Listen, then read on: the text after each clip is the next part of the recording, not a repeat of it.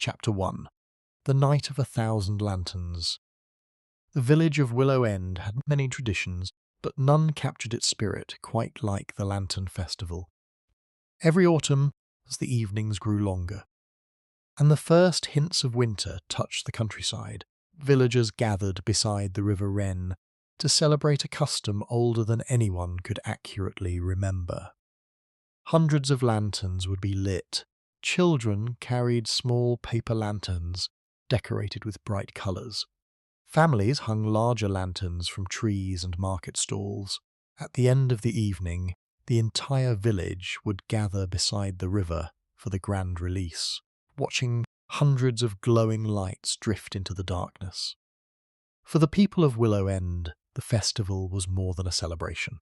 It was a reminder of family, friendship, memory, and community. This year promised to be especially memorable. The reason was Victor Langley. Few people had done more for Willow End than Victor.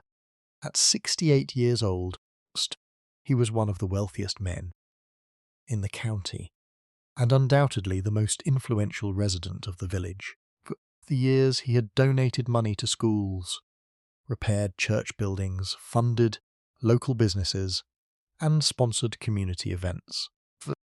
The Lantern Festival itself existed largely because of his generosity. His name appeared on banners throughout the village. His donations had paid for decorations, music, food stalls, and fireworks. Many people admired him, some respected him, a few distrusted him. The last group remained very small, at least publicly. By early afternoon, Willow End buzzed with excitement. Visitors arrived from neighbouring towns. Market stalls lined the village square. Musicians prepared their instruments. Children ran through the streets, carrying lanterns they had spent weeks creating. The atmosphere felt warm despite the cool autumn air. Among the visitors was Miss Marple. She had arrived 3 days earlier to spend time with an old acquaintance, Mrs. Eleanor Finch. The two women sat near a window overlooking the village square. People moved in every direction below them. Festival had transformed the quiet village into a lively scene of colour and movement. Mrs. Finch smiled. It gets larger every year. Miss Marple watched a group of children carrying lanterns shaped like stars. It certainly seems popular. Victor Langley deserves much of the credit. The name immediately attracted her attention. I've heard several people mention him. Mrs. Finch nodded. He's impossible to avoid in Willow End. A faint smile appeared. He enjoys being useful. Miss Marple noticed the wording. Not generous. Useful. There was a difference, sometimes a very important difference. As afternoon became evening, preparations intensified. Workers placed lanterns along the riverbank. Musicians rehearsed near the village green. Volunteers arranged tables beneath strings of hanging lights. Everything appeared carefully organised. Yet, beneath the cheerful atmosphere, several private conversations were taking place. Conversations hidden behind smiles. Conversations no one else noticed. At least, no one except Miss Marple. While walking through the market stalls, she observed Victor Langley, speaking with a younger man near the edge of the square. The conversation appeared tense. The younger man was Daniel Mercer, owner of a struggling local business. His expression suggested frustration. Victor's expression suggested impatience. The discussion ended abruptly. Daniel walked away first. His face looked troubled. Very troubled. Later, Miss Marple noticed another exchange. This time involving Victor and Clara Whitmore, the village librarian. A quiet woman in her early 40s. The interaction lasted less than a minute.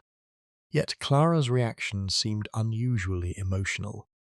After Victor left, she remained standing alone beside a lantern display, her eyes fixed upon the ground. As though lost in difficult memories, the elderly lady continued her walk. Experience had taught her something valuable. People rarely argued in public without a reason. Reasons often mattered. By 7 o'clock, darkness had begun settling across Willow End. The festival officially commenced. Music drifted through the village. Lanterns illuminated every street. The river reflected hundreds of shimmering lights. Visitors moved between stalls enjoying food, conversation, and entertainment. The scene appeared magical. Even Miss Marple found herself admiring it. Near the river stood a large wooden platform decorated with flowers and lanterns. Victor Langley would soon deliver his annual speech from that platform, before leading the grand lantern release. The event attracted enormous crowds every year. This year would be no exception. As people gathered along the riverbank, Victor remained unusually difficult to locate. Several volunteers searched for him. Assuming he was occupied elsewhere, nobody seemed particularly concerned. Important men were often busy during large events. Yet one person appeared increasingly anxious: Victor's personal assistant, Margaret Reeves. A capable woman in her 50s who had worked alongside him for more than a decade. She moved through the crowd, repeatedly checking her watch. Each time she returned without finding him, her concern grew noticeably. 7:30, the festival committee began asking questions. By 7:45, concern became alarm. Victor Langley never missed the opening speech. Never. Margaret Reeves finally approached the river path behind the platform. Few people used the narrow walkway, because most visitors remained near the main celebrations. The path curved through a cluster of trees before following the river downstream. Several minutes later, a scream shattered the evening. Music stopped. Conversations ended. The festive atmosphere disappeared instantly. People turned toward the sound. Confusion spread through the crowd. Within moments, villagers began rushing toward the riverside path. Others remained frozen where they stood. Nobody knew what had happened, only that something was terribly wrong. Miss Marple arrived near the scene shortly afterward. A crowd had already formed. Several people stood silently staring toward the riverbank. Others looked visibly shaken. The atmosphere had changed completely. The festival lights still glowed. Music stands remained decorated. Lanterns floated peacefully across the water. Yet joy had vanished. Near the edge of the river lay Victor Langley, motionless. A lantern rested nearby, partially crushed beneath fallen leaves. Margaret Reeves stood several feet away, her face pale with shock. The village doctor knelt beside the body. A few moments later, he slowly rose. The expression on his face provided the answer before he spoke. Victor Langley was dead. Silence settled over the gathering. A deep, uneasy silence. For several seconds nobody moved. Then whispers began spreading through the crowd. Questions. Speculation. Fear. The Lantern Festival had become the scene of a tragedy. At least, that was what people believed. Inspector Henry Collins arrived from the nearby town less than an hour later. The body remained untouched. The area had been secured. Witnesses were already being identified. The inspector examined the scene carefully. At first glance, the death appeared straightforward. Perhaps a fall, perhaps a medical emergency. Then the doctor shared his concerns. The conversation lasted only a few minutes. Yet when it ended, Inspector Collins looked very different, far more serious, because Victor Langley's death was not an accident. A small wound had been discovered behind his left ear, easy to miss. Deadly in its consequences. Someone had struck him. The realization changed everything. A respected benefactor had been murdered during the village's most important celebration, surrounded by hundreds of people, hidden within music, lantern light, and crowded streets. As officers began securing the area, Miss Marple looked toward the glowing river. Around her, people focused on the murder itself. Her attention settled elsewhere, on the faces in the crowd. Shock appeared everywhere. Grief appeared in many places. But one expression stood apart. For a brief moment, she noticed someone who looked frightened. Not saddened, not surprised, frightened, and from long experience, Miss Marple knew that fear often appeared when the truth was much closer than anyone realised. Part 2. The Man Beside the River. The news spread through Willow End with astonishing speed. By midnight, every household in the village knew that Victor Langley was dead. By morning, everyone knew he had been murdered. The Lantern Festival, which should have been remembered for its glowing river and celebration, had become something entirely different. People gathered in small groups outside shops and cottages. Conversations stopped whenever a stranger approached. Rumours multiplied faster than facts. Inspector Henry Collins disliked rumours. They complicated investigations. Unfortunately, murder in a village always produced them. The morning after Victor's death, he returned to the riverside path, accompanied by several officers. The festival decorations remained in place. Colourful lanterns still hung from nearby trees. The contrast felt unsettling. Beauty and violence rarely sat comfortably together. The inspector examined the scene once again. The doctor's report had confirmed his suspicions. Victor Langley died from a precise blow delivered to a vulnerable area behind the ear.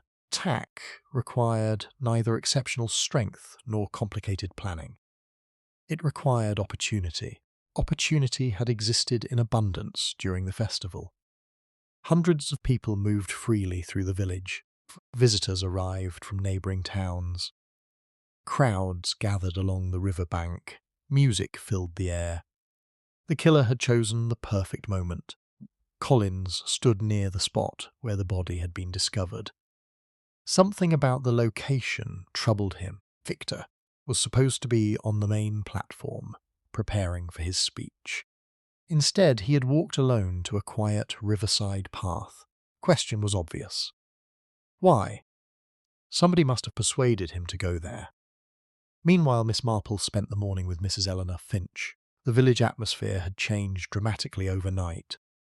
Even from the cottage window, the difference was obvious. Fewer smiles, less laughter, groups of people speaking in lowered voices. Fear had entered Willow End, and fear always altered behaviour. Mrs. Finch poured tea carefully. Still can't believe it. Miss Marple looked thoughtful. Most people can't. Victor seemed untouchable. The choice of words interested her. Touchable? Mrs. Finch nodded. He controlled so many things. The elderly lady said nothing. After a moment, her friend continued.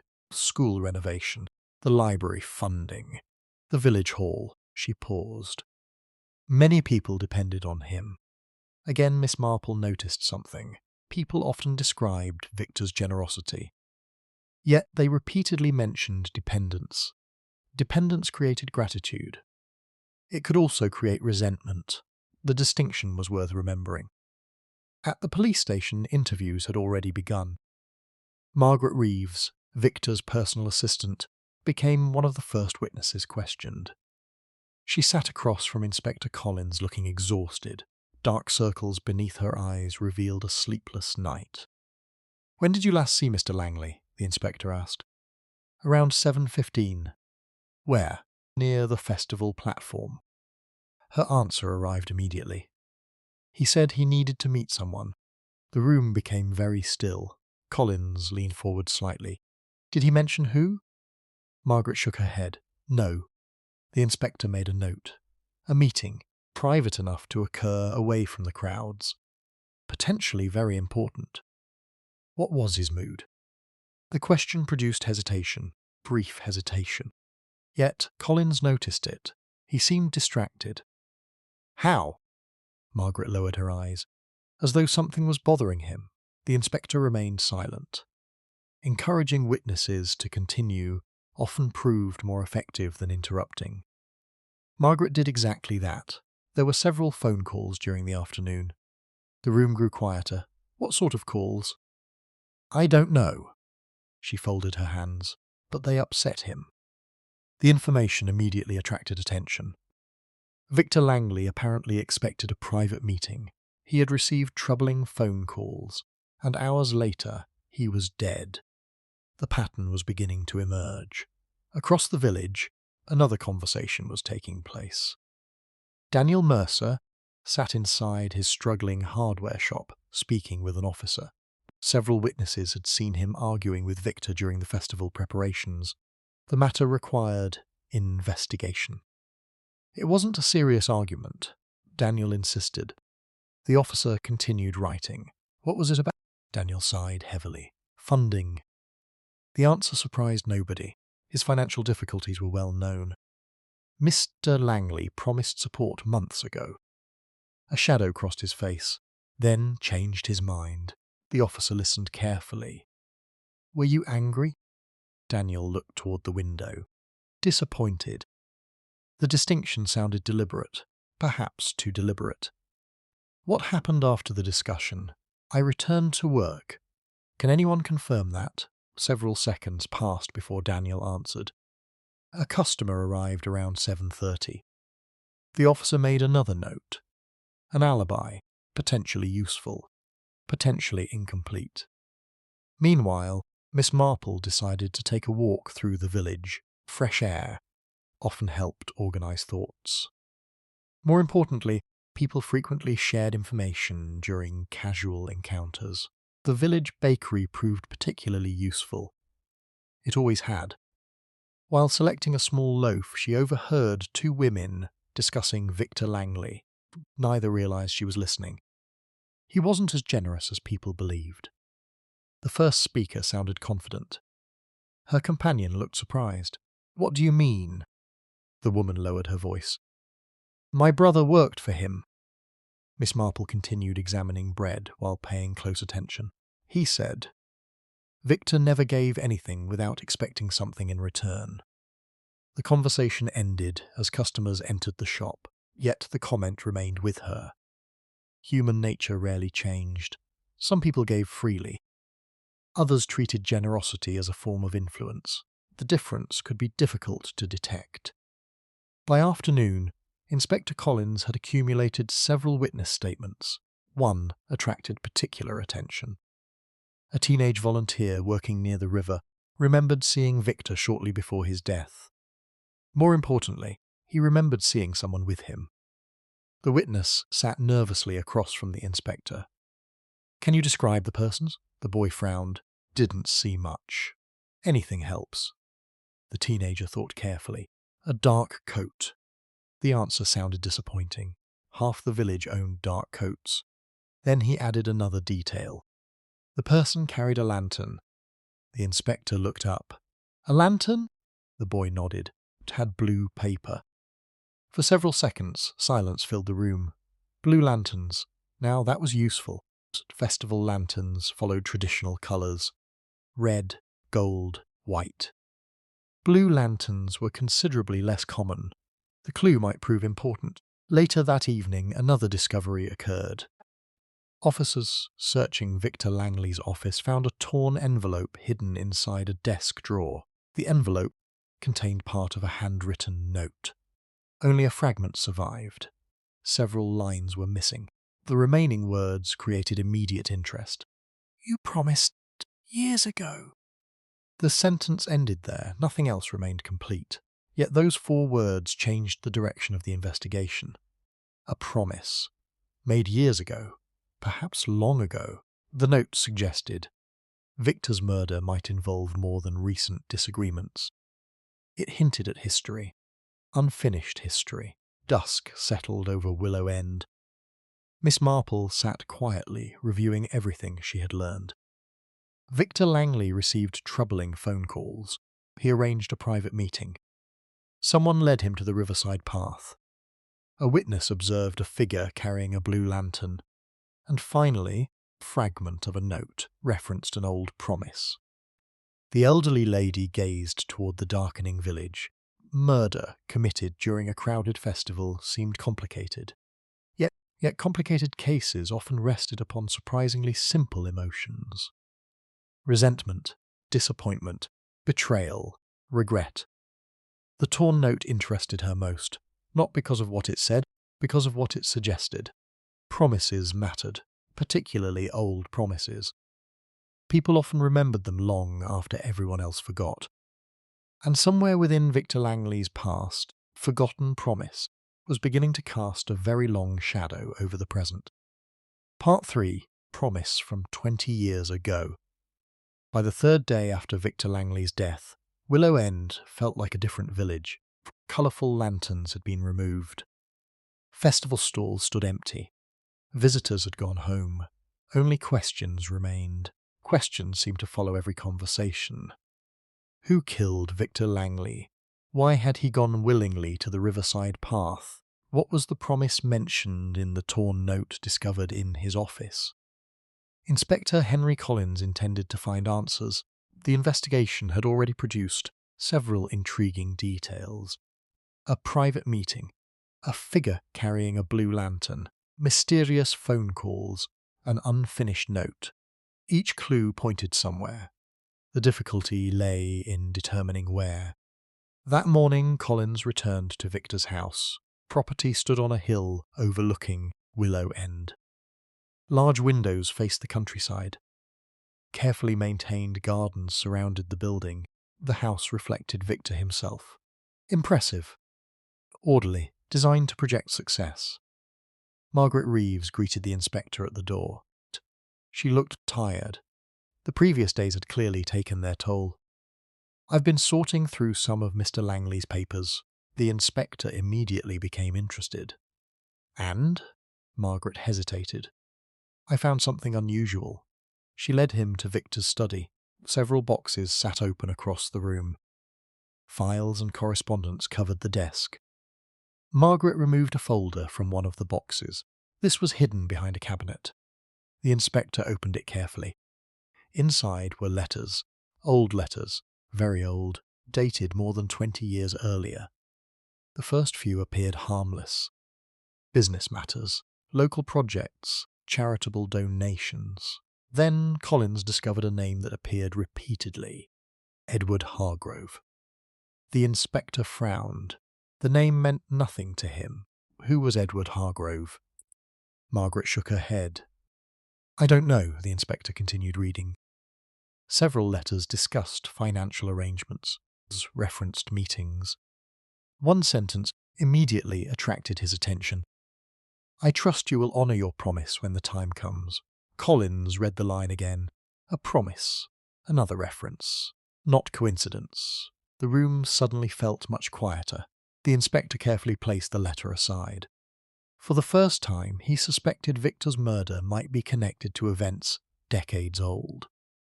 Meanwhile, Miss Marple spent the morning walking along the river.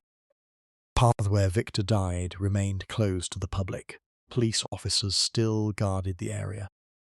She had no intention of interfering with the investigation.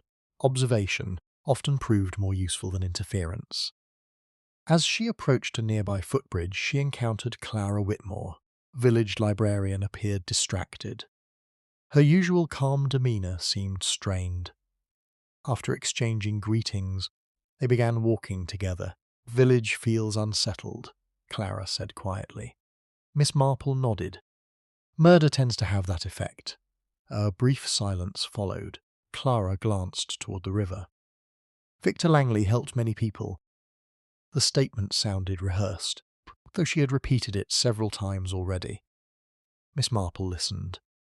"He paid for the library renovation 10 years ago." Another pause. Everyone respected him.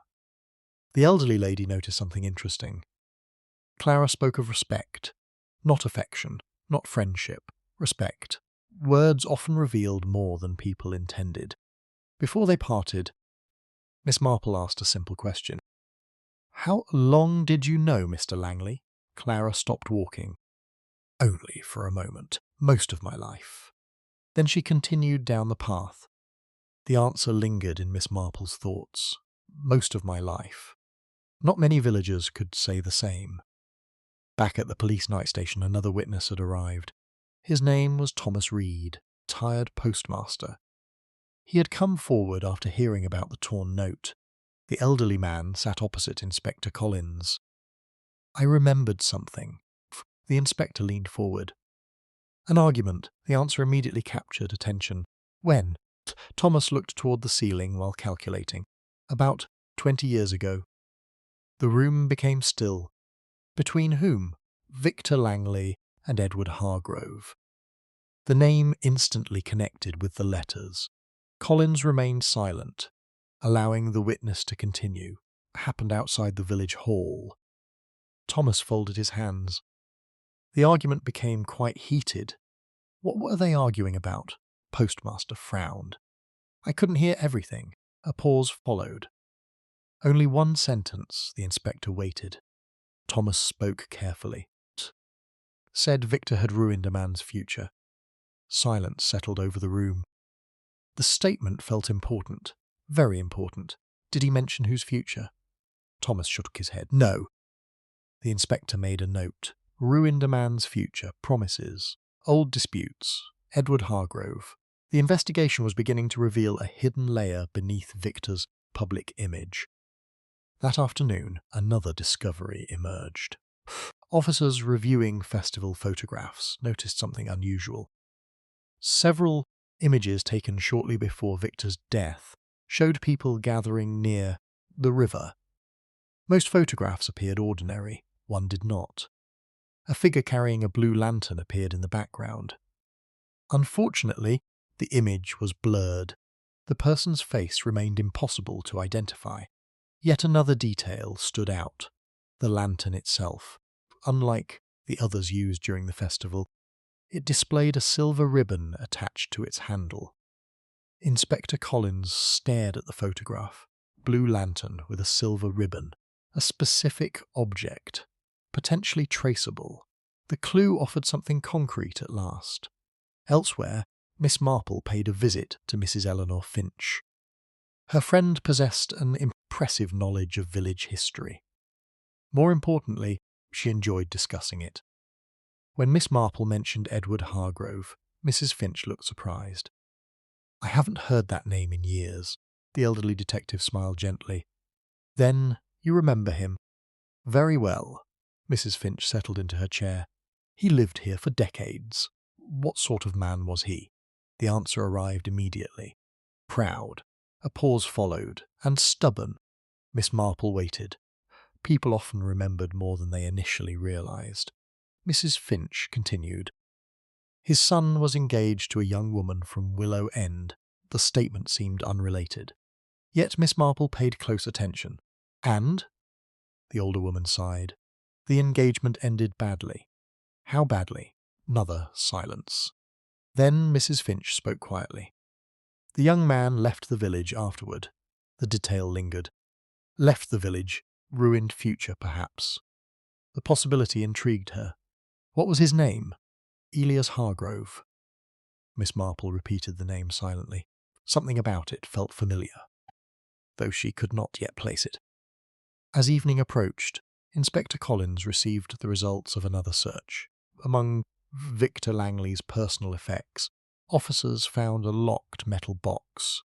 The key was eventually discovered hidden inside a bookcase. Contents proved startling. Inside rested several documents, photographs, and letters spanning more than 2 decades. One photograph immediately attracted attention. It showed Victor standing beside a much younger man. Written on the back were 4 words, Victor and Elias, 2004. The inspector stared at the image, Elias Hargrove. The son whose engagement ended badly. The son connected to Edward Hargrove. The son whose future had supposedly been ruined. Another piece had entered the puzzle, and for the first time, the investigation seemed to be moving steadily toward a secret, buried deep within Willow End's past. Secret Victor Langley spent years trying to hide. A secret someone may have been willing to kill for. Darkness settled over the village. Once again Miss Marple sat quietly by the window. The river reflected moonlight, where lanterns had floated only days earlier. Her thoughts returned repeatedly to the same question. Who killed Victor? Not yet. A different question. What happened to Elias Hargrove? Because the answer, she suspected, would explain far more than anyone currently realized. Part 4. The Man Who Never Returned. The discovery of the photograph showing Victor Langley and Elias Hargrove changed the atmosphere of the investigation. Until now, Elias had been little more than a name buried in old conversations and fading memories. Suddenly he became important. Very important. Inspector Henry Collins spent most of the following morning studying everything he could find about him. The results were surprisingly limited.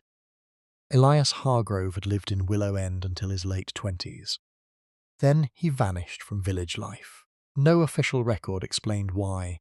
No public scandal appeared in newspapers. No criminal history existed. It was as though he had simply stepped out of the village and never looked back. The absence of information bothered the inspector. People rarely disappeared from close-knit communities without leaving traces, yet Elias seemed to have done exactly that. Meanwhile, Miss Marple found herself increasingly interested in the same question. What had happened to Elias Hargrove? She suspected the answer lay at the heart of Victor Langley's murder. That afternoon, she paid a visit to an elderly resident named Harold Bishop. Few people in Willow End possessed a better memory for village history. Harold had spent 40 years running the local grocery store before retirement. He remembered nearly everyone. After a brief conversation, Miss Marple mentioned Elias. The reaction was immediate. Harold leaned back slowly. "I haven't heard that name in a long time." His expression suggested old memories, not pleasant ones. "What do you remember about him?" Miss Marple asked. The old man looked toward the garden. Elias was ambitious. A pause followed. Perhaps too ambitious. The answer intrigued her. In what way? He wanted more than village life.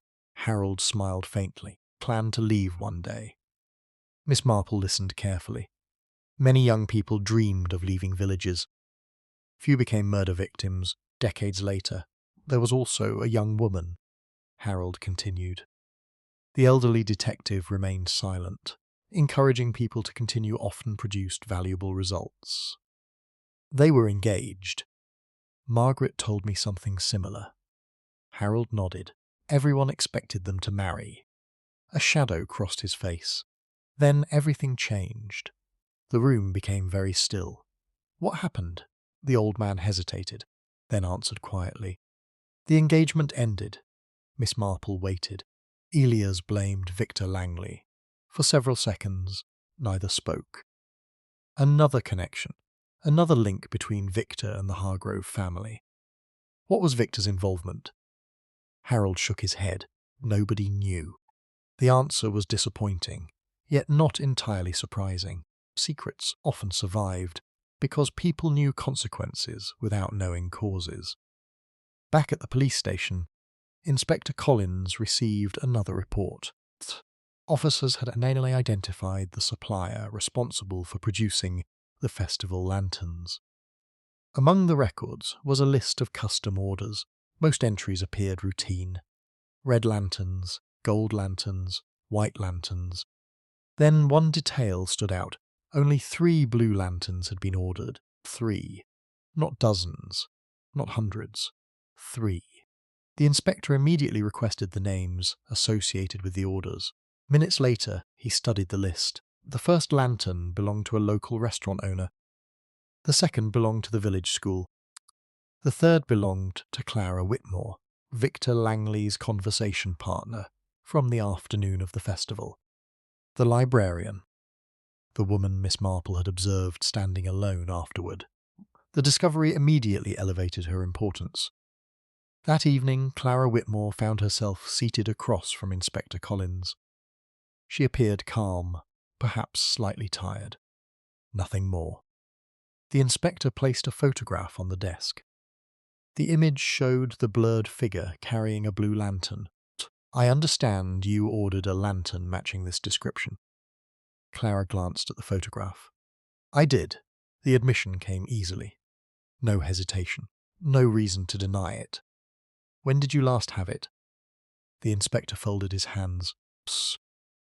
Witnesses observed Victor Langley speaking with someone carrying a blue lantern shortly before his death. For the first time, Clara's expression changed, only slightly, yet Collins noticed.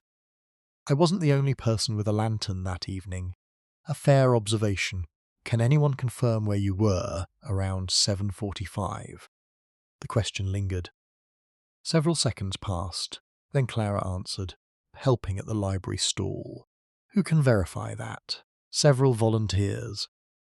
The inspector made a note, potentially solid, potentially incomplete. The interview continued for nearly an hour. By the end, Collins remained uncertain.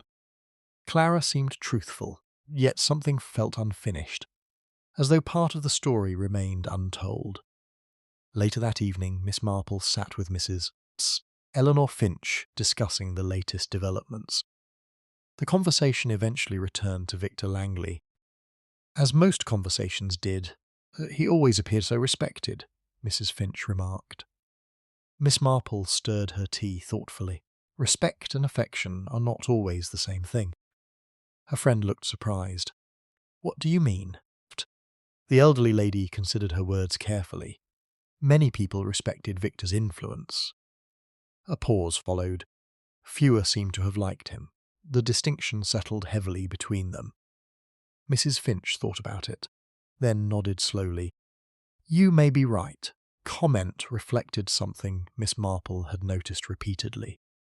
People praised Victor's achievements, his donations, his projects, his success, yet very few spoke warmly about him as a person. That absence interested her.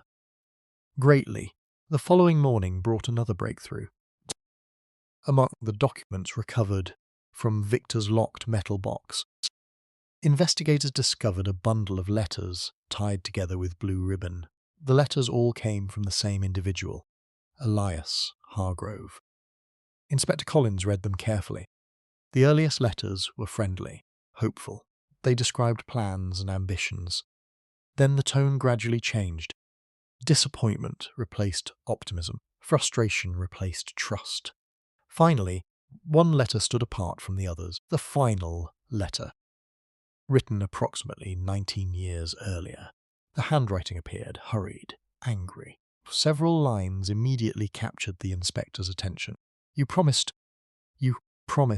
to help. You promised my future would not be destroyed. Promised her family would learn the truth.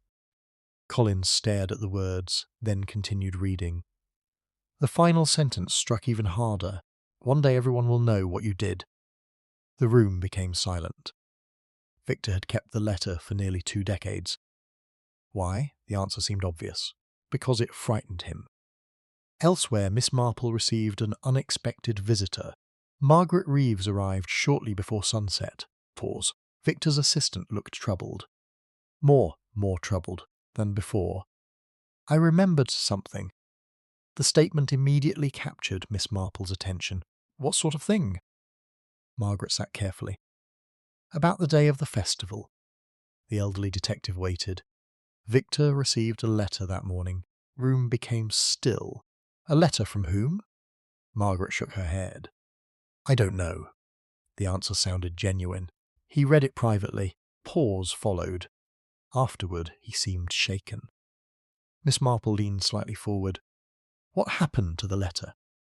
Margaret's expression darkened. I never saw it again. The information lingered. A mysterious letter. A frightened victim. A private meeting. Old promises. Old betrayals. Pattern was growing stronger. That night, as darkness settled across Willow End, Miss Marple reviewed everything she had learned. Victor Langley had spent years hiding something connected to Elias Hargrove. The connection involved promises. Broken promises. Perhaps ruined lives. Now, nearly 20 years later, those events had returned. The elderly lady gazed toward the quiet village street outside. Human beings often believed time buried mistakes. In reality, time merely covered them, much like fallen leaves covering a path. Eventually, someone moved the leaves aside, and when that happened, the truth appeared exactly where it had always been, waiting, patiently. For the moment it could no longer be ignored. Part 5. The woman at the centre of the promise. The letters, discovered in Victor Langley's locked metal box, changed the direction of the investigation once again. For the first time, Inspector Henry Collins possessed direct evidence that Victor and Elias Hargrove had shared a serious conflict. More importantly, the conflict involved promises. Not one promise, several. Promises Victor had apparently failed to keep. The final letter remained particularly troubling. "You promised her family would learn the truth." The sentence lingered in the inspector's thoughts long after he finished reading. Her family. Who was she? The answer might explain everything. The following morning, Collins returned to Victor's house. Boxes of documents still occupied much of the study. Officers continued sorting through records collected over decades. Most material appeared routine. Business contracts, financial reports, correspondence. Nothing connected directly to murder. Then one officer called him over. "Sir, I think you should see this." The inspector crossed the room. A photograph lay on the desk. The image was old, approximately 20 years old. 3 young people stood together beside the River Wren. Victor Langley, Elias Hargrove, and a woman. The inspector immediately turned the photograph over. Several words had been written in faded ink. Victor, Elias, and Rebecca. The name meant nothing to him. Yet experience told him it soon would. Across Willow End, Miss Marple spent the morning visiting local residents. Many conversations produced familiar information. Victor's generosity, Victor's influence, Victor's reputation. None provided anything useful. Then she stopped at a flower shop near the village square. The owner, Mrs. Lucy Hammond, had lived in Willow End almost her entire life. While discussing the investigation, Miss Marple casually mentioned the name Rebecca. The reaction was immediate. Mrs. Hammond stopped arranging flowers. For several moments, she said nothing. Then she sighed. "I wondered when someone would remember her." Miss Marple looked interested. "You knew Rebecca?" The florist nodded. Everyone knew her. The room suddenly felt much quieter. What was her surname? "Turner." The answer arrived without hesitation. Miss Marple waited. Mrs. Hammond continued. "Rebecca Turner was engaged to Elias Hargrove." The elderly detective felt a small chill. Another piece had moved into place. The engagement that ended badly. The ruined future. The promises. Everything was beginning to connect. "What happened to her?" Miss Marple asked gently. A shadow crossed the florist's face. "She died." The answer lingered heavily between them. "When?" "About 19 years ago." Miss Marple remained silent. The woman continued. "Shortly after Elias left Willow End." For several moments, they spoke. The timing felt far too significant to ignore. Back at the police station, Inspector Collins soon learned the same information. Rebecca Turner had died in what was officially recorded as an accident. She drowned in the River Wren. The report described the event as tragic, fortunate, unexplained. The inspector stared at the old file. A strange feeling settled over him. Something was wrong, not with the report itself, with the circumstances surrounding it. Rebecca's death occurred shortly after Elias left the village. Victor preserved letters from Elias for nearly 20 years. And those letters repeatedly mentioned promises. The connections were becoming impossible to dismiss. That afternoon, Collins located Rebecca's younger brother, Martin Turner. The man now lived in a neighbouring town. He agreed to meet immediately. Martin arrived looking surprised by the renewed attention. Tragedy had occurred nearly 2 decades earlier. Few people discussed it anymore. After introductions, the inspector showed him the photograph. Martin stared at it, then smiled sadly. "That's Rebecca." His voice softened noticeably. "We were very close." The inspector nodded. "I'd like to ask about Victor Langley." The smile vanished. Immediately, the reaction did not escape notice. "What about him?" Martin's tone had changed. Sharpened, hardened. "Were he and your sister friends?" A bitter laugh escaped him. Victor called himself her friend. Room fell silent. What did Rebecca think? Martin looked away. For several moments he said nothing, then answered quietly. She trusted him. The statement carried unusual weight. The inspector waited. Martin continued. She shouldn't have. The words hung in the air, warning arriving 19 years too late. Elsewhere, Miss Marple spent the afternoon reviewing newspaper archives at the village library. Clara Whitmore assisted her personally. The librarian seemed calmer than during their earlier encounters. Even so, traces of tension remained. As they searched through old editions, an article caught Miss Marple's attention. The headline concerned Rebecca Turner's death. The report itself was brief. Very brief. Suspiciously brief. Most accidental drownings attracted little attention. This one seemed unusually rushed. The elderly lady read the article twice. Then a third time, one detail immediately stood out. Rebecca's body had been discovered less than a mile from the location where Victor Langley was murdered. The coincidence intrigued her greatly. Miss Marple folded the newspaper carefully. Coincidences existed, yet too many coincidences usually meant something else. By evening, Inspector Collins received another important report. Financial investigators examining Victor's records had discovered a series of payments. Transactions stretched across nearly 2 decades. Each payment was made anonymously. Each payment went to the same recipient, Rebecca Turner's mother. The inspector stared at the figures. The payments began shortly after Rebecca's death, continued until her mother's death 6 years earlier. Why? The answer seemed obvious: guilt. Yet assumptions were dangerous. Evidence mattered more. Still, the discovery suggested Victor felt responsible for something significant. That night, Miss Marple sat quietly in Mrs. Eleanor Finch's sitting room. Rain tapped gently against the windows. The village remained unusually subdued. Murder had a way of altering ordinary routines. Her thoughts returned repeatedly to Rebecca Turner, a young woman engaged to Elias Hargrove, trusted friend of Victor Langley, dead under unusual circumstances, and somehow connected to promises that survived for 20 years. Slowly, another possibility formed. Perhaps Victor's murder was not really about Elias. Perhaps Elias was only part of the story. Perhaps Rebecca stood at its centre. The idea lingered. Growing stronger, growing clearer, a knock at the door interrupted her thoughts. Mrs.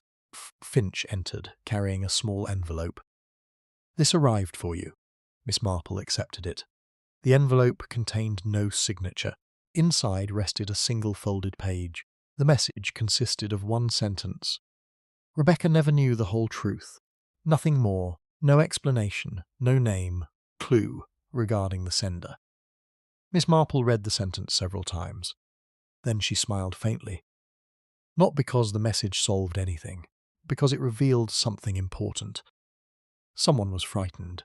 Someone knew details that had never been made public. Someone believed the truth about Rebecca Turner remained hidden. The elderly detective placed the note beside her teacup. Outside, the rain continued falling softly across Willow End. Somewhere in the darkness stood a person who had carried a secret for nearly 20 years. A secret involving Victor Langley. A secret involving Rebecca Turner. And very likely a secret worth killing for. Part 6. The letter. Rebecca never sent. The anonymous message received by Miss Marple cast a shadow over the entire investigation. Rebecca never knew the whole truth. The sentence was brief, yet it carried enormous significance. For days, investigators had assumed Rebecca Turner understood the circumstances surrounding her own tragedy. The note suggested otherwise. Rebecca did not know the truth. Then somebody had deceived her.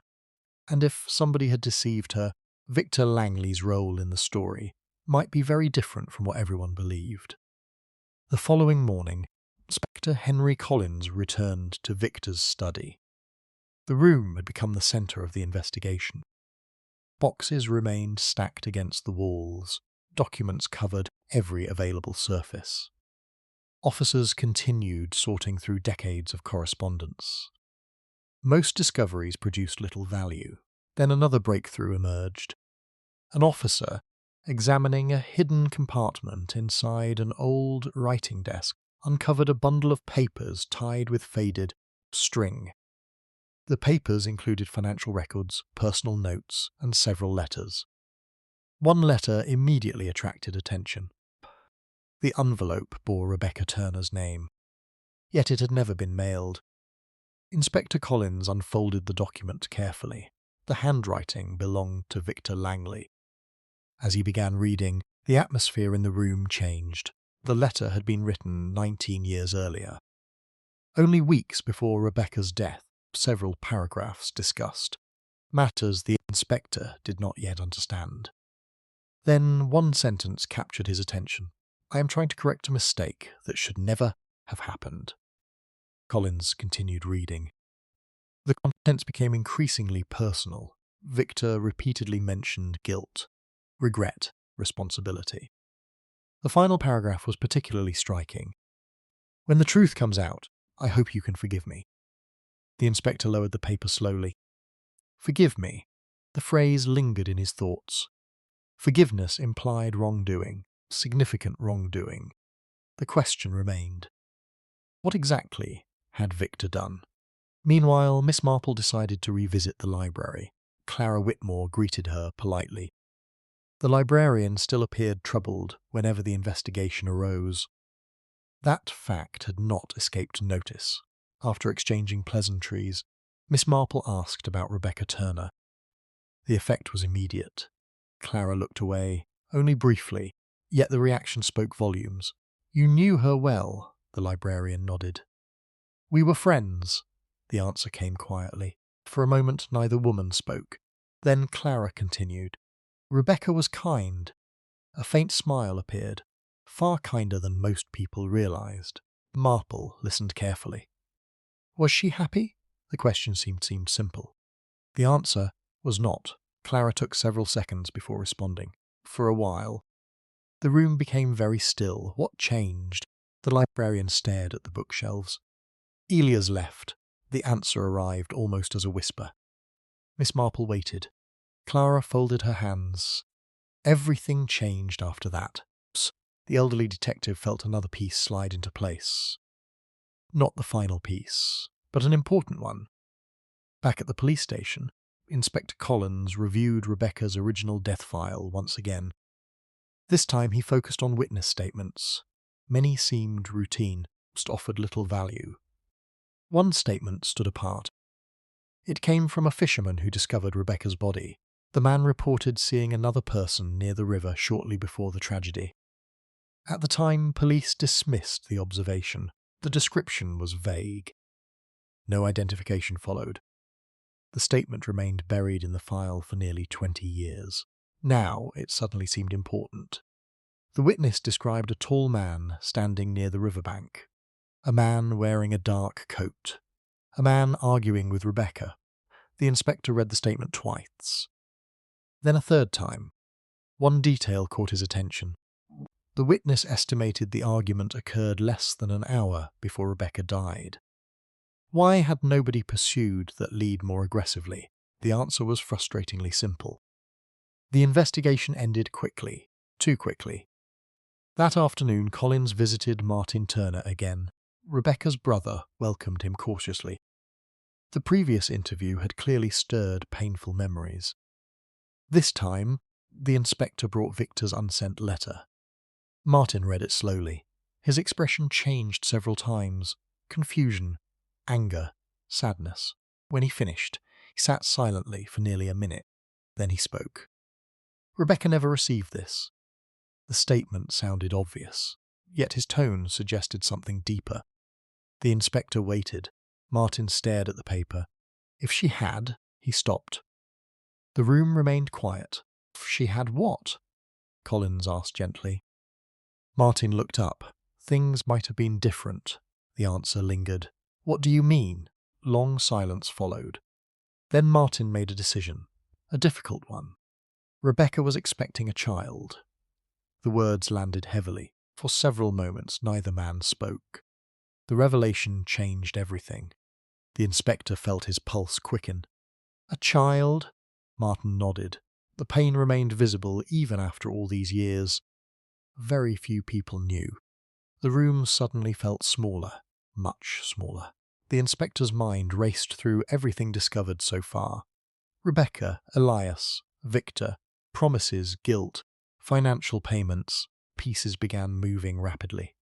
"What happened?" he asked quietly. Martin lowered his eyes.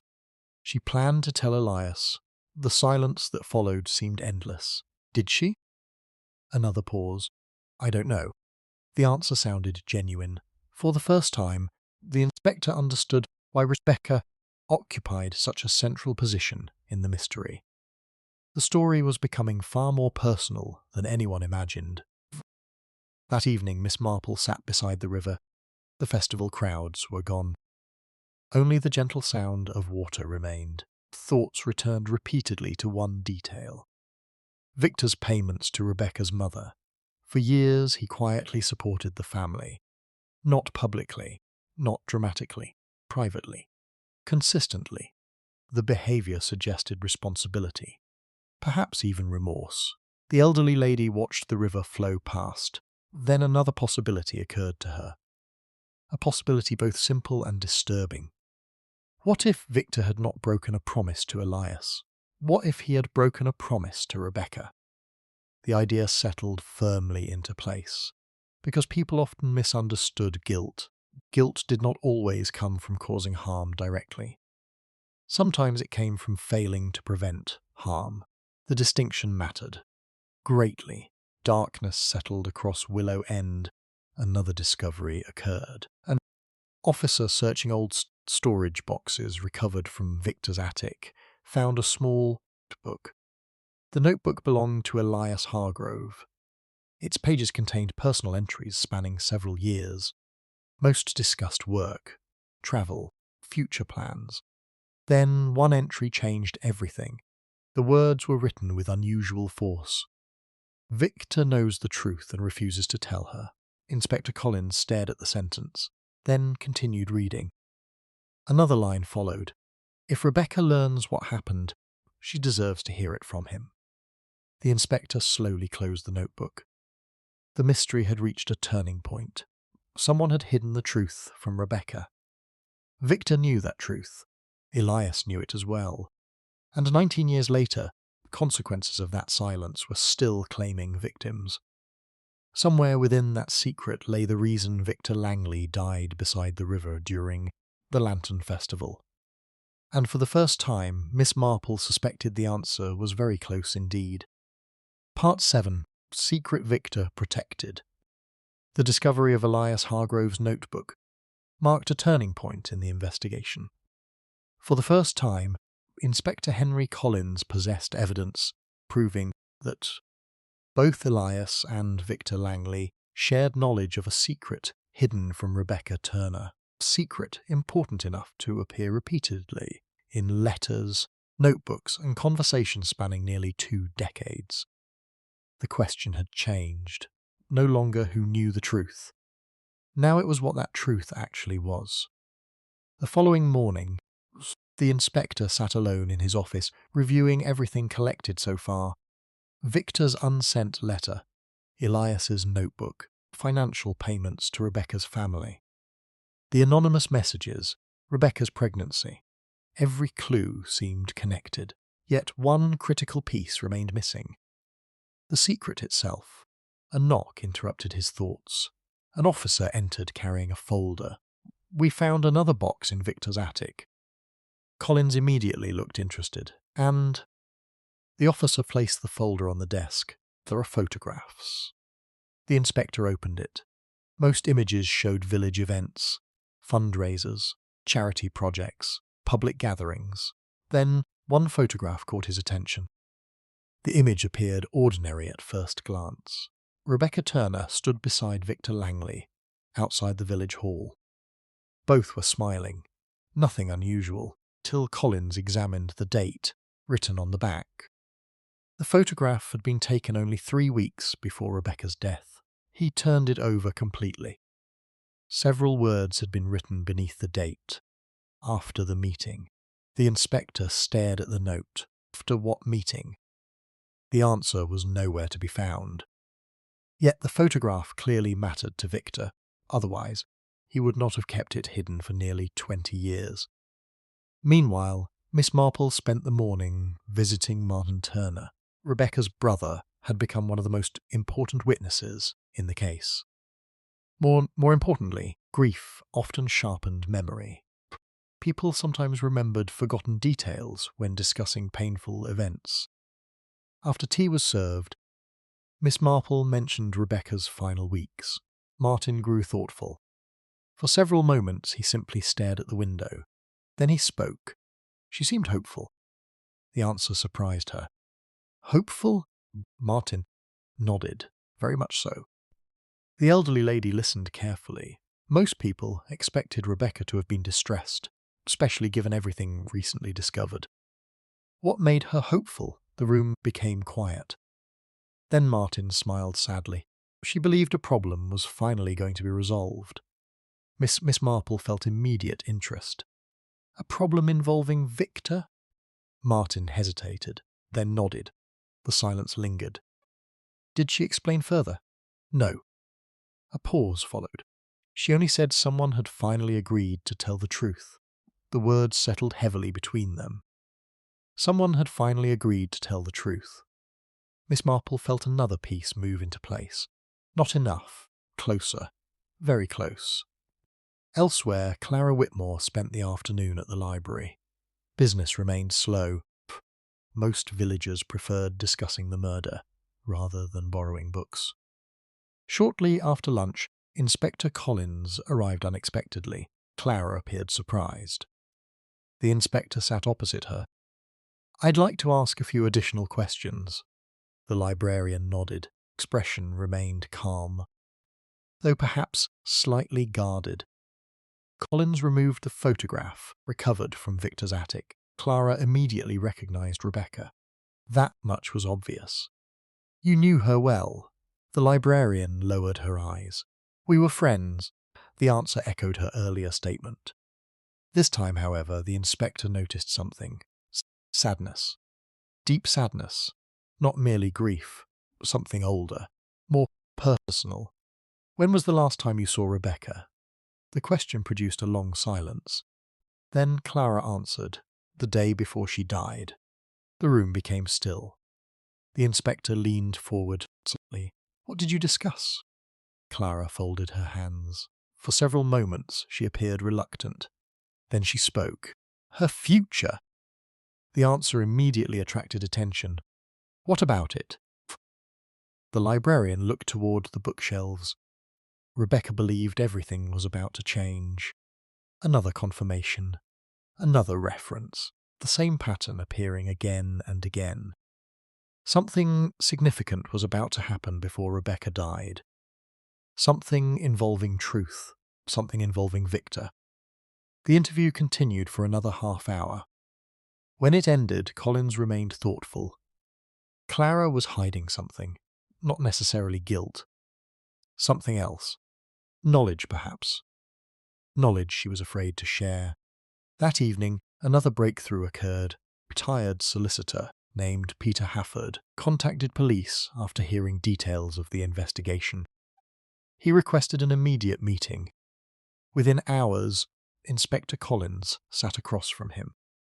The elderly solicitor looked uneasy, as though carrying a burden. "I should have come forward years ago." The statement instantly captured attention. "What do you know?" Peter removed an old document from his briefcase. The paper had yellowed with age. Several folds suggested it had been opened many times, then hidden. The solicitor placed it on the table. Collins examined it carefully. Pulse quickened almost immediately. The document was a legal declaration, signed 19 years earlier. The names appearing at the bottom changed everything. Victor Langley, Rebecca Turner, Elias Hargrove. For several seconds, the inspector simply stared. "What is this?" Peter sighed heavily. "A statement that was never filed." The room fell silent. "Why not?" The old solicitor lowered his eyes. "Because Rebecca died." The answer landed like a stone. The inspector began reading, line by line, carefully, slowly. Then suddenly everything changed. The declaration revealed that Rebecca had recently learned a life-altering truth concerning her family, a truth concealed for years. Most importantly, the document stated that Victor had agreed to help reveal that truth publicly. The inspector lowered the paper. His heart was racing, not because the mystery had been solved, because it had become far more personal than anyone expected. Rebecca's future, Victor's guilt, Elias's anger, the promises. At last they were beginning to connect. Later that night, Miss Marple sat quietly beside the fireplace, tapped softly against the windows. The village outside seemed peaceful. Yet beneath that peaceful appearance, emotions long buried were resurfacing. Fear, regret, resentment, and perhaps revenge. Her thoughts returned repeatedly to one fact. Victor spent 19 years protecting a secret. Not his own secret, someone else's. The distinction mattered enormously. People willingly endured guilt for many reasons. Protection was among the most common. The elderly detective closed her eyes briefly.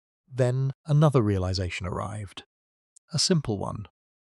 Rebecca died before the truth became public. Victor failed to keep his promise. Elias left Willow End. Years passed. And eventually someone decided that Victor Langley would finally pay for what had happened. Miss Marple opened her eyes. For the first time since the murder, she felt she could almost see the entire picture. Almost. One crucial piece remained hidden. One final truth. Somewhere in Willow End, a person who had waited nearly 20 years for justice was beginning to realize that the past could no longer remain buried. Part 8. Rebecca's Family Secret. The legal declaration discovered by retired solicitor.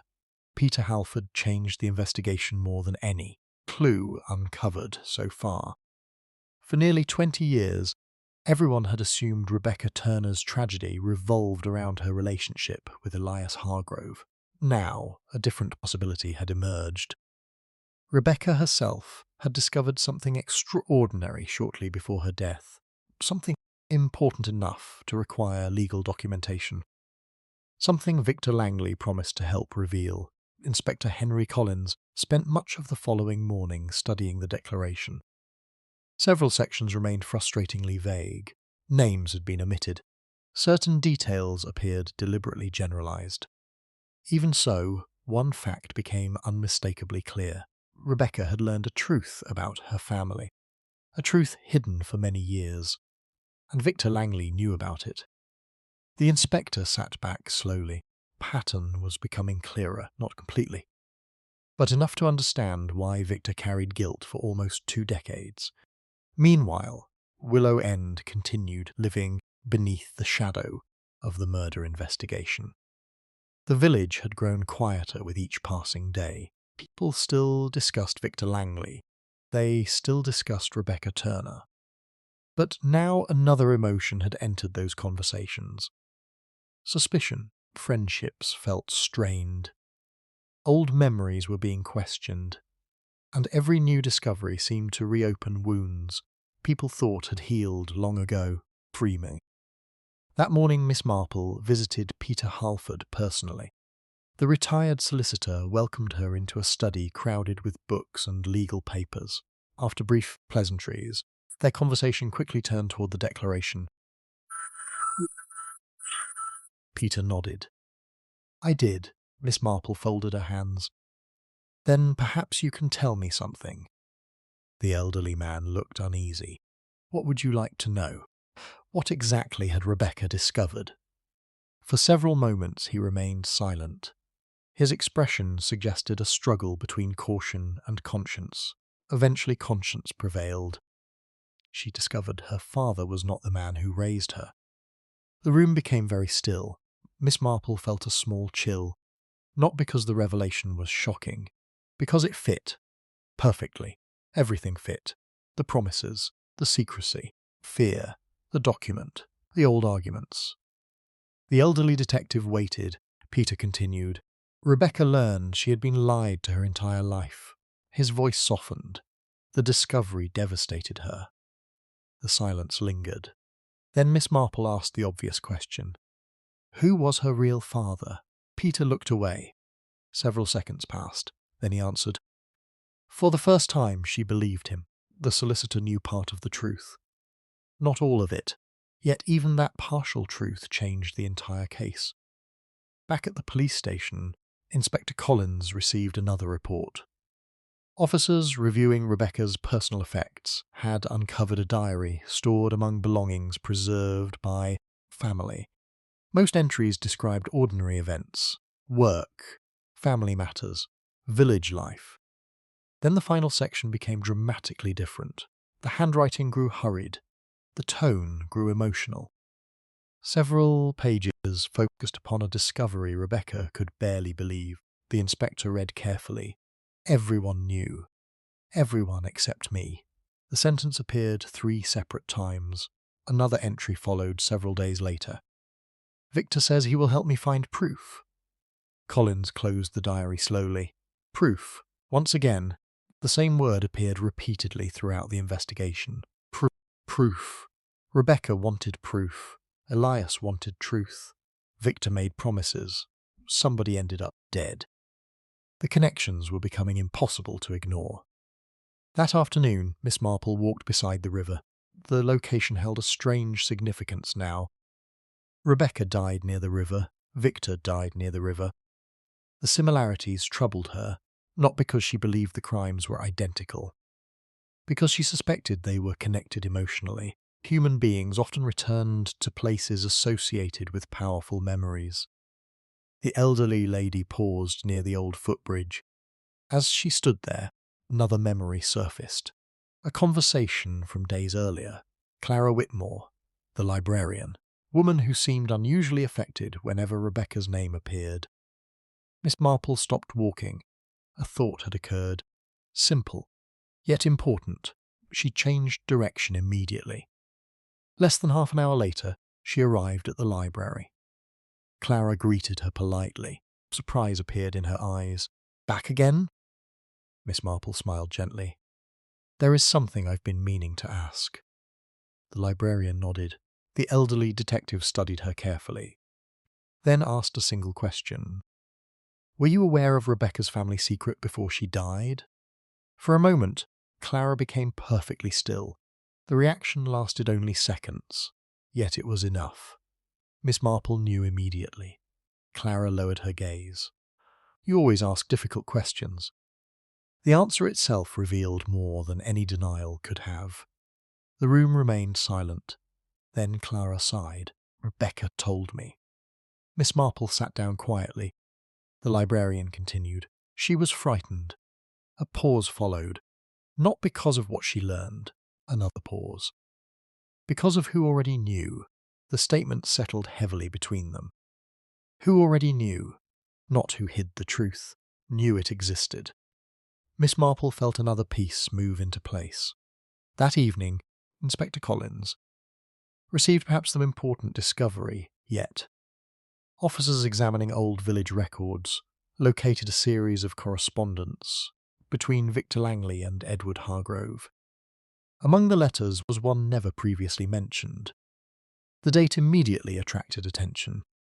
It had been written only days before Rebecca's death. The contents were explosive. Edward accused Victor of delaying the truth for years. He accused him of cowardice. Most importantly, he accused him of protecting someone. The inspector read the letter twice, then a third time. One sentence stood out above all others. You care more about protecting that family than protecting Rebecca. The room became silent. That family, not a family. That family. The wording suggested everyone involved knew exactly who was being discussed. The inspector stared at the letter, then suddenly understood something. The mystery had never been about random deception. It centered on a specific family. A respected family. family still living in Willow End. Later that night, Miss Marple sat quietly by the fire, reviewing every clue gathered since Victor Langley's murder, Rebecca's diary, Victor's promises, Elias's anger, the declaration, the anonymous notes, the letters, the hidden truth about Rebecca's father. Slowly, steadily, the final picture emerged. Then suddenly she saw it. Not part of the answer, the entire answer. The identity of the family Victor protected. The reason Rebecca died. The reason Elias left Willow End. The reason Victor carried guilt for 19 years. And the reason someone murdered him during the Lantern Festival. The realization was so simple she almost smiled. Human beings often created enormous tragedies while trying to avoid painful conversations. This case was no different. Outside, darkness settled over Willow End. The river flowed quietly beneath the moonlight. And somewhere in the village, a person who believed Victor Langley's death had finally balanced. The scales was about to discover that Miss Marple had uncovered the truth. Part 10. Gathering at Willow End Hall. The following afternoon, Willow End Hall filled with an atmosphere unlike anything the village had experienced in years. Word had spread quickly. Inspector Henry Collins had requested the presence of several key individuals connected to the investigation. Nobody had been told why. Nobody had been told what new evidence had been discovered. Yet, everyone sensed the same thing. The case was nearing its conclusion. Outside, grey clouds drifted across the sky. Inside, tension settled over the hall like an invisible weight. Charles events, village meetings, charity functions, and festival preparations had all taken place there over the years. Today felt very different. Miss Marple arrived, shortly before 3 o'clock. She took a seat near one of the windows and quietly observed the room. People revealed remarkable things when they believed nobody was watching. Clara Whitmore entered first. The librarian appeared composed, yet her hands remained tightly clasped together. Martin Turner arrived next. Rebecca's brother looked exhausted. 19 years of unanswered questions had returned to the surface within a matter of days. Margaret Reeves entered shortly afterward. Victor Langley's former assistant seemed anxious, not frightened, concerned, as though she feared what might emerge. Several other villagers followed. Among them was Daniel Mercer. The struggling businessman had attracted attention earlier in the investigation due to his argument with Victor. He remained unusually quiet. Inspector Collins arrived exactly on time. A thick folder rested beneath his arm. The conversations gradually faded. Silence settled across the room. The inspector remained standing. For several moments he simply looked at those gathered. Then he began. Victor Langley's murder appeared straightforward at first. Nobody interrupted. A wealthy and influential man was killed during a crowded festival. He paused. The evidence suggested recent conflicts. Another pause followed. Financial disputes. The inspector glanced toward Daniel Mercer. Professional disagreements. Then he looked around the room. But none of those conflicts explain what happened. The room remained silent. Collins continued. The answer lies much further in the past. Several people shifted uneasily. The investigation had been moving steadily in that direction for days. Nobody seemed surprised. Surprised them was how serious the inspector sounded. He opened the folder. Inside were photographs, letters, copies of old documents, Rebecca Turner's diary. The sight of the diary immediately caught Martin Turner's attention. The inspector continued. 19 years ago, Rebecca Turner discovered a family secret. The room became very still. That discovery changed the course of several lives. Miss Marple watched carefully. Every face mattered. Every reaction mattered. Some appeared confused. Others appeared uncomfortable. One person seemed particularly troubled. The elderly detective noticed immediately. The inspector lifted a document from the folder. The secret concerned Rebecca's parentage. Silence. Silence. Rebecca learned that the man she believed was her father was not her biological father. The words hung in the air. Several villagers exchanged surprised glances. Martin Turner lowered his eyes. He already knew. Others did not. Inspector Collins continued. Rebecca began searching for the truth. He placed the document down. Victor Langley promised to help her. The room remained quiet. He also promised Elias Hargrove. Another name from the past, another old wound. Collins allowed the significance to settle. Then he continued. Unfortunately, Victor delayed. The statement carried weight. Considerable weight. Again and again. The inspector looked toward the gathered villagers. By the time he finally decided to act, Rebecca was dead. Painful silence followed. Martin stared toward the floor. Clara Whitmore closed her eyes briefly. Miss Marple noticed. Grief still lingered there. Real grief. The kind that never completely disappeared, the inspector resumed. After Rebecca's death, Victor spent years attempting to compensate for his failure. He lifted several financial records. Payments made to Rebecca's family confirmed that. Nobody challenged the statement. The evidence was clear. Victor carried guilt. Years of guilt. Yet guilt alone did not explain murder. Everyone in the room understood that. Collins continued. Someone believed Victor deserved punishment. The atmosphere tightened. Someone believed 19 years of regret could not erase what happened. The room remained silent. Miss Marple noticed several people avoiding eye contact. Human beings often did that when uncomfortable truths approached. The inspector closed the folder. Then something unexpected happened. Instead of continuing, he looked toward Miss Marple. The gesture surprised several people. Not Miss Marple. She had been expecting it. Collins spoke calmly. Miss Marple noticed something important. All eyes turned toward her. The elderly lady smiled gently. Nothing dramatic, nothing theatrical. She simply folded her hands. The mistake, she said softly, was assuming Victor Langley was protecting himself. The room became very still.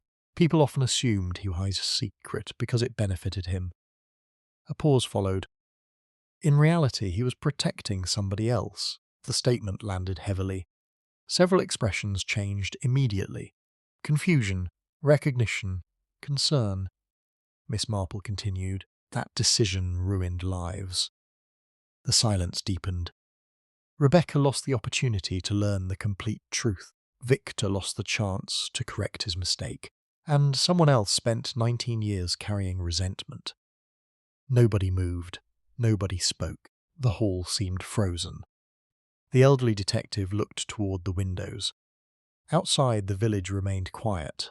Inside, the truth was drawing closer with every passing moment. She turned back toward the room. The identity of Rebecca's real father explains everything. Ripple of tension passed through those gathered. Inspector Collins nodded slowly. The investigation had finally reached its most important point. Family secret, the broken promise. Rebecca's death, Victor's guilt, and the motive for murder, all of them connected, all of them leading toward the same person. As the afternoon light faded beyond the hall windows, everyone present understood that the final revelation was only hours away. And when it came, Willow End would discover that Victor Langley's murder had begun nearly 2 decades before the Lantern Festival ever took place. Part 11. The Lanterns and the Truth. The atmosphere inside Willow End Hall had become almost unbearable. No one spoke, no one shifted in their seat. Final pieces of the mystery were now within reach. Outside, evening shadows stretched across the village streets. The Lantern Festival felt like a distant memory despite having taken place only days earlier. Inside the hall, 19 years of secrets were about to come to an end. Inspector Henry Collins stood beside the long table covered with documents. Miss Marple remained seated quietly. Her expression was calm, yet everyone present understood she had already solved the mystery. The inspector allowed the silence to linger before speaking again. "For 19 years, he said, people believed Rebecca Turner's death was a tragic accident." His voice echoed through the hall. That belief was convenient. A pause followed, convenient for those who knew the truth. Several faces grew tense. Martin Turner stared toward the floor. Clara Whitmore sat perfectly still. Margaret Reeves watched the inspector carefully. Collins continued. Rebecca discovered that the man she believed was her father was not her biological father. Nobody interrupted. She wanted answers. The inspector lifted Rebecca's diary. She wanted proof. He slowly placed it back on the table. Victor Langley promised to help her obtain that proof. A long silence followed. He failed. The word carried enormous weight. Not because it explained murder, because it explained everything that followed. The inspector looked toward Miss Marple. The elderly detective spoke gently. Victor's greatest mistake was believing he could delay the truth. Room remained silent. He thought he was protecting people. A pause followed. In reality, he was protecting a lie. Several people lowered their eyes. Miss Marple continued. Rebecca's real father belonged to one of Willow End's most respected families. Tension in the room increased instantly. That family knew the truth. Another silence. And Victor knew it as well. Pfft. The elderly detective folded her hands. For years he convinced himself there would be a better time to reveal it. She shook her head slightly. There never was. Inspector Collins picked up another document. The legal declaration discovered by Peter Holford. The declaration Rebecca signed shortly before her death. This document identifies the family involved. For several seconds, nobody seemed to breathe. Then the inspector spoke the name. The Whitmore family. Across the room, Clara Whitmore slowly closed her eyes. The reaction was immediate, unmistakable. No one else moved. No one else needed to. The truth had arrived. The inspector continued. Rebecca Turner and Clara Whitmore were sisters. Shock rippled through the hall. Martin Turner stared in disbelief.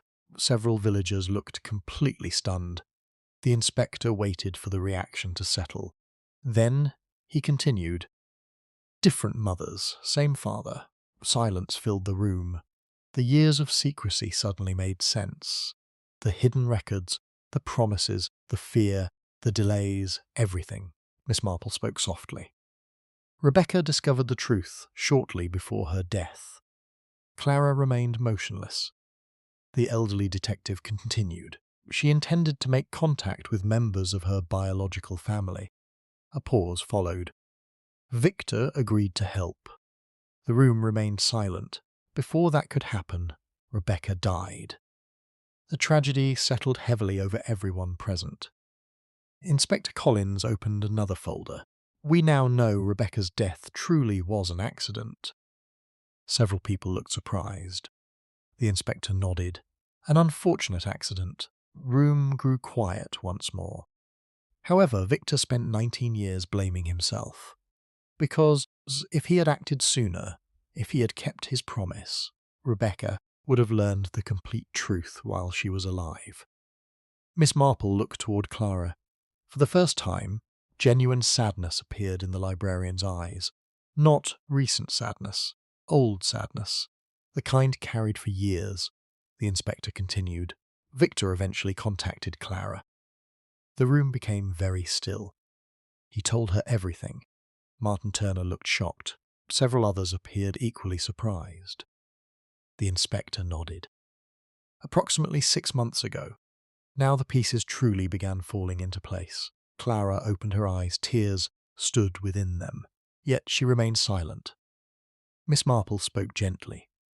Victor wanted to correct his mistake. The librarian lowered her gaze. He planned to make Rebecca's story public during the Lantern Festival. Collective realization passed through the room. The festival, the speech, the private meeting, everything suddenly connected. Inspector Collins continued. Victor intended to reveal the truth before the lantern release. The room remained completely silent. He informed Clara several days beforehand. For a moment nobody moved. Then Clara spoke. Her voice sounded tired. Very tired. I begged him not to. The confession had begun. No one interrupted. No one needed to. For 19 years she had carried her own burden. Now it was finally emerging. Spent my entire life protecting my family's reputation. A pause followed. When Victor told me what he intended to do, her voice faltered, couldn't face it. The hall remained silent. Clara wiped away a tear. People imagine truth solves everything. Another pause. Sometimes it destroys everything first. Miss Marple watched, quietly. Human beings often convinced themselves they were protecting others. The results were rarely kind. Clara continued. I arranged to meet Victor beside the river. No one spoke. He believed he could persuade me. A sad smile appeared. He was wrong. The librarian closed her eyes briefly, then continued. We argued. The room felt smaller. Past seemed to fill every corner. He refused to change his mind. Another pause. He said Rebecca deserved justice. The tears returned. He said the truth deserved daylight. Silence. Then the final admission arrived. I struck him. The words emerged barely above a whisper, yet everyone heard them. The confession settled over the hall. Heavy, final, painful. Clara lowered her head. It happened so quickly. No excuses followed, no attempts at justification, only regret. Years of regret. The same emotion that had haunted Victor, the same emotion that now haunted her. Inspector Collins spoke quietly. The wound behind Victor Langley's ear caused his death. Clara nodded. Single movement. Nothing more. The truth no longer required explanation. The officers waiting near the door stepped forward. Clara rose slowly, without resistance, without argument. As she was escorted away, no one spoke. There was no triumph in the room, only sadness, deep sadness, because the case had never truly been about murder. It had been about silence. Silence that lasted 19 years. Silence that destroyed opportunities. Silence that transformed mistakes into tragedies.